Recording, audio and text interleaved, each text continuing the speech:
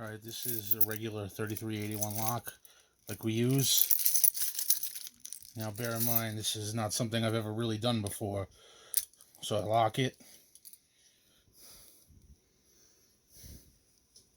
Put a little tension in the keyway with this insert.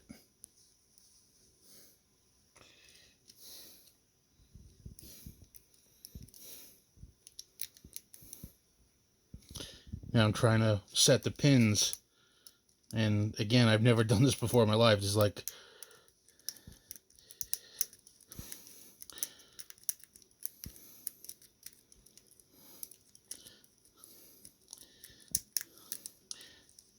you just got to feel where each one is, and I'm in the lock, and this is what we use all over the town.